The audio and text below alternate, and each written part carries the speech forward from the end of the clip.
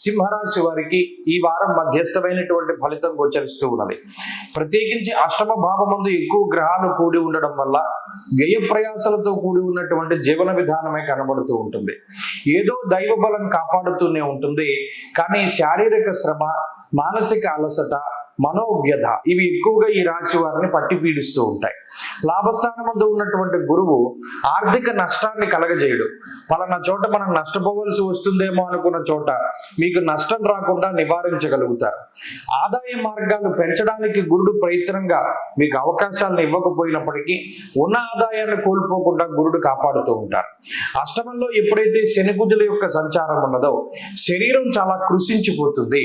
ముఖ్యంగా శారీరక శ్రమ అధికంగా ఉండడం, అలాగే కాసరోగం ప్రపీడనం అన్నారు, అంటే ఈ ఊపిరితిత్తులకు సంబంధించి కఫ రోగాలు, అంటే జలుబు, శ్లేష్మము ప్రవృత్తికి సంబంధించినటువంటి రోగాలు అధికంగా పీడిస్తూ ఉంటాయి.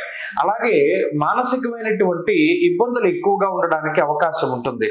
ఇక్కడ ప్రత్యేకించి సింహరాశి వారిని కాపాడుతూ ఉన్నటువంటి గ్రహములలో గురుచంద్రులే ప్రధానమైనటువంటి వారు. అందులో గురుడు మీకు ఆర్థికమైనటువంటి పరిపుష్టిని ఇస్తారు, జ్ఞానాన్ని కలగజేస్తారు, దైవ బలాన్ని ఇవ్వగలుగుతారు. కానీ మిగతా విషయాలన్నీ కూడా కొంత ఇబ్బందులు ఉంటాయి. ఇందాక చెప్పుకున్నట్టు శారీరక అలసట ఉంటుంది, శరీరం ఏదో ఒక నలతతోటి బాధపడుతూ ఉంటుంది, లేదా ఎవరో ఒకరి వల్ల మీకు ఇబ్బందులు కలుగుతూ ఉంటాయి. మీ జీవనాన్ని మీరు సాగిస్తూ ఉన్నప్పటికీ ఎవరో మీ జీవితంలో ఇబ్బందులు కలగజేయడానికి, శత్రు బాధలు అధికంగా ఉండడానికి అవకాశం ఉంటుంది. ప్రత్యేకించి అదృష్టం అనేటువంటిది చాలా తక్కువగా ఉంటుంది. చివరాఖరి ప్రయత్నం చేసేంత వరకు కూడా ఈ పని అవుతుంది, ఈ పని అవ్వదు అని మీరు చెప్పలేకపోతారు. ఇది నా వల్ల అవుతుంది, నా వల్ల అవ్వదు అని చెప్పలేకపోతారు.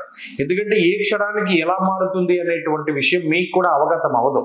ప్రతి దాని మీద కూడా కరెక్ట్గా ఇది మనం ఇంతవరకు చేయగలుగుతాం అనేటువంటి పర్టికులారిటీ అనేటువంటిది ఉండదు.